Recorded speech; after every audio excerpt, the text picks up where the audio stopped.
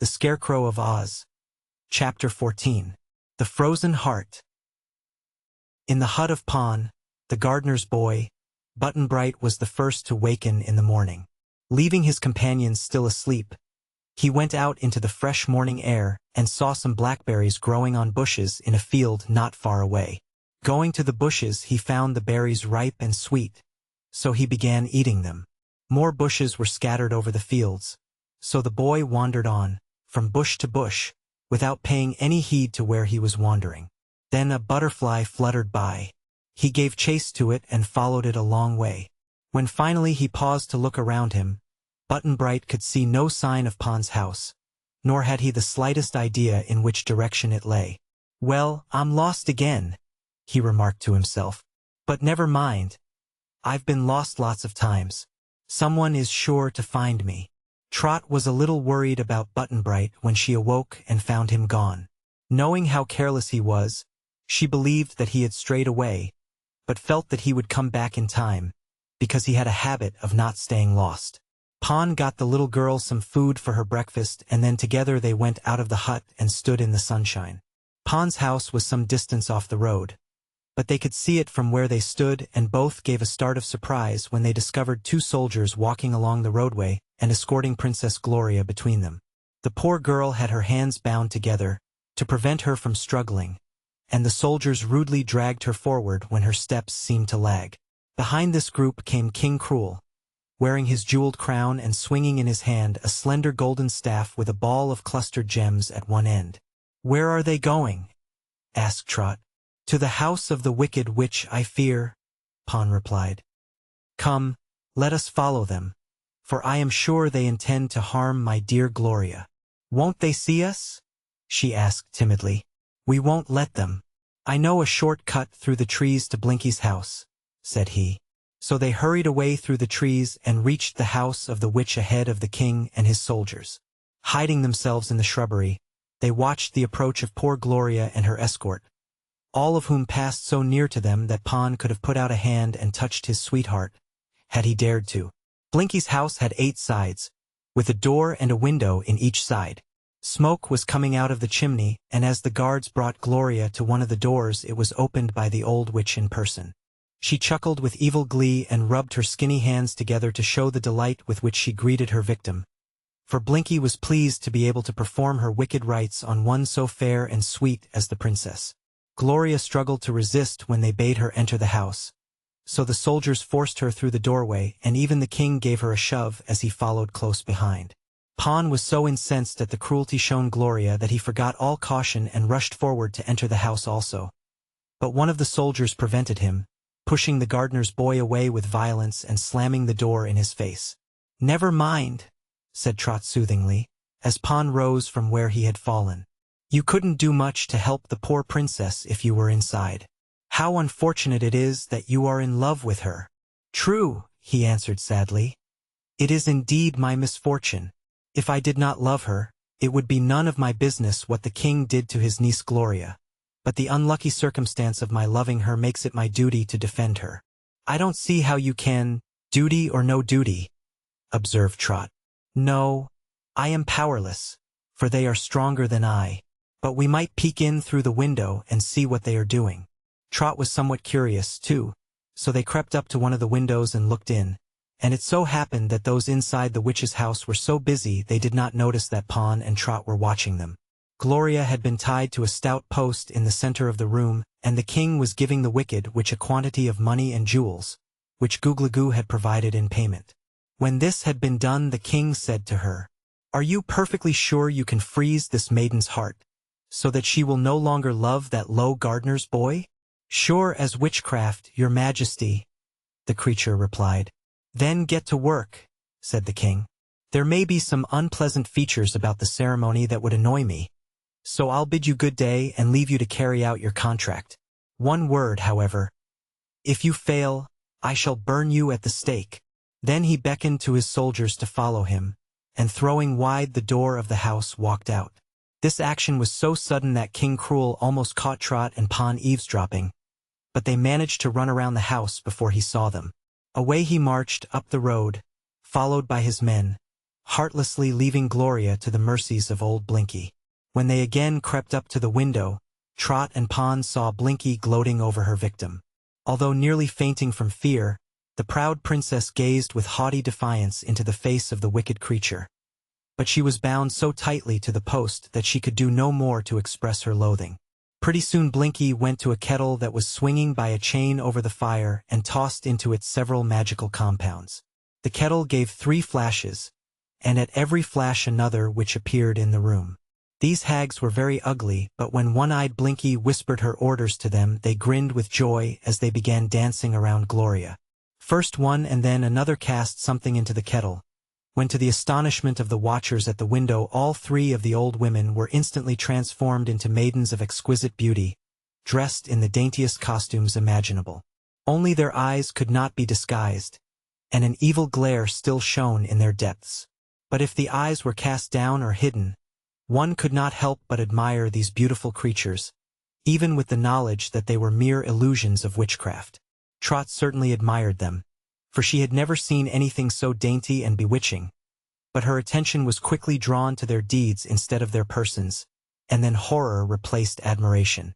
Into the kettle old Blinky poured another mess from a big brass bottle she took from a chest, and this made the kettle begin to bubble and smoke violently. One by one the beautiful witches approached to stir the contents of the kettle and to mutter a magic charm. Their movements were graceful and rhythmic, and the wicked witch who had called them to her aid watched them with an evil grin upon her wrinkled face. Finally the incantation was complete. The kettle ceased bubbling, and together the witches lifted it from the fire. Then Blinky brought a wooden ladle and filled it from the contents of the kettle. Going with the spoon to Princess Gloria, she cried, "Love no more. Magic art now will freeze your mortal heart." With this she dashed the contents of the ladle full upon Gloria's breast. Trot saw the body of the princess become transparent, so that her beating heart showed plainly. But now the heart turned from a vivid red to gray, and then to white. A layer of frost formed about it, and tiny icicles clung to its surface. Then slowly the body of the girl became visible again, and the heart was hidden from view. Gloria seemed to have fainted, but now she recovered and, opening her beautiful eyes, stared coldly and without emotion at the group of witches confronting her. Blinky and the others knew by that one cold look that their charm had been successful. They burst into a chorus of wild laughter, and the 3 beautiful ones began dancing again, while Blinky unbound the princess and set her free. Trot rubbed her eyes to prove that she was wide awake and seeing clearly, for her astonishment was great when the 3 lovely maidens turned into ugly, crooked hags again, leaning on broomsticks and canes. They jeered at Gloria, but the princess regarded them with cold disdain. Being now free, she walked to a door, opened it and passed out, and the witches let her go. Trot and Pon had been so intent upon this scene that in their eagerness they had pressed quite hard against the window. Just as Gloria went out of the house, the window sash broke loose from its fastenings and fell with a crash into the room.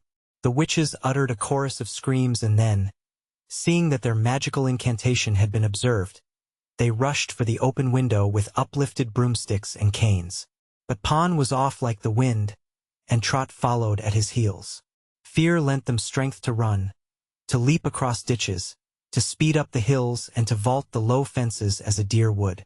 The band of witches had dashed through the window in pursuit, but Blinky was so old, and the others so crooked and awkward, that they soon realized they would be unable to overtake the fugitives. So the 3 who had been summoned by the wicked witch put their canes or broomsticks between their legs and flew away through the air, quickly disappearing against the blue sky.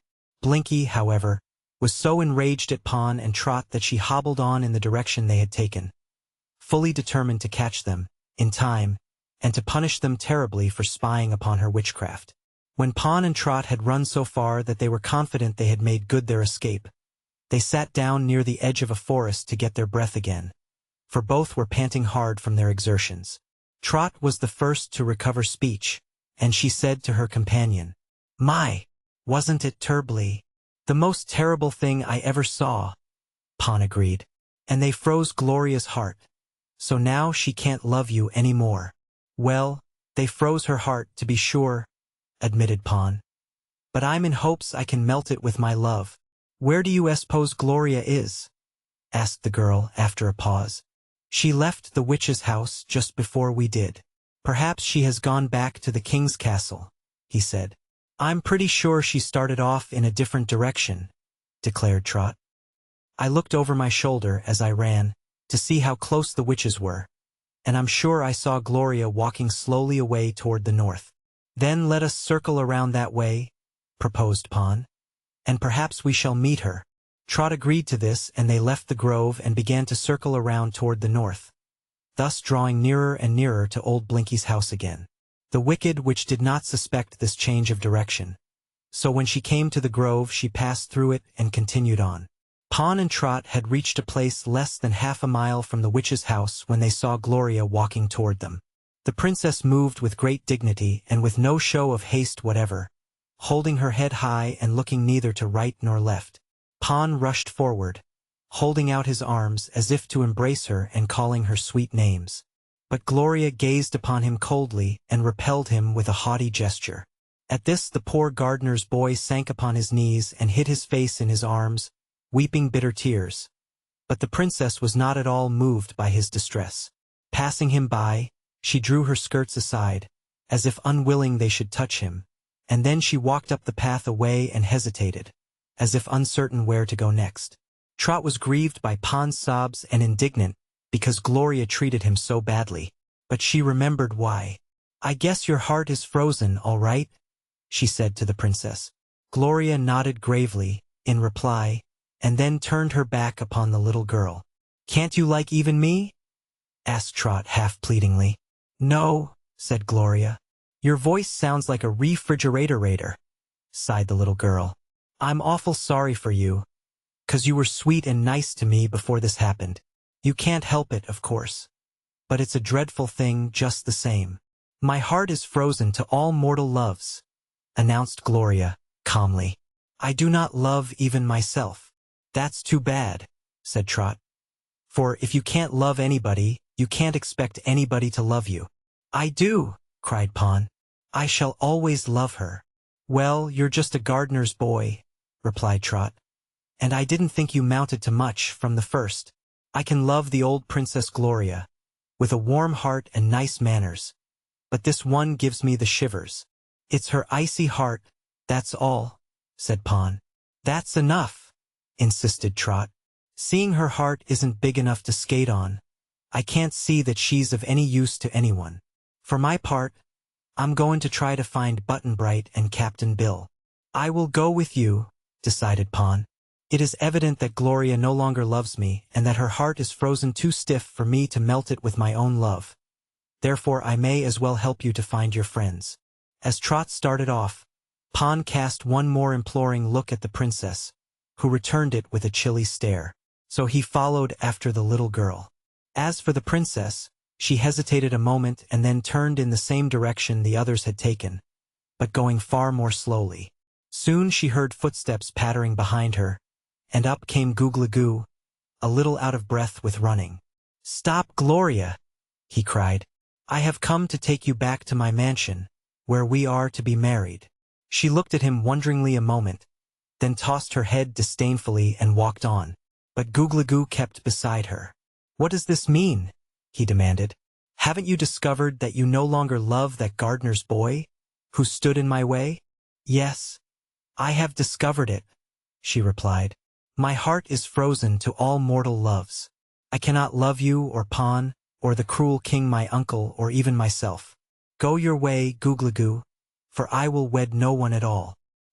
He stopped in dismay when he heard this, but in another minute he exclaimed angrily, "You must wed me, Princess Gloria, whether you want to or not. I paid to have your heart frozen. I also paid the king to permit our marriage. If you now refuse me, it will mean that I have been robbed of my precious money and jewels."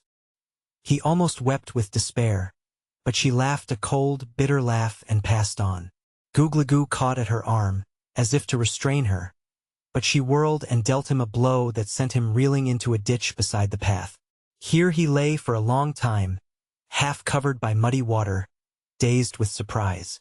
Finally the old courtier arose, dripping, and climbed from the ditch. The princess had gone.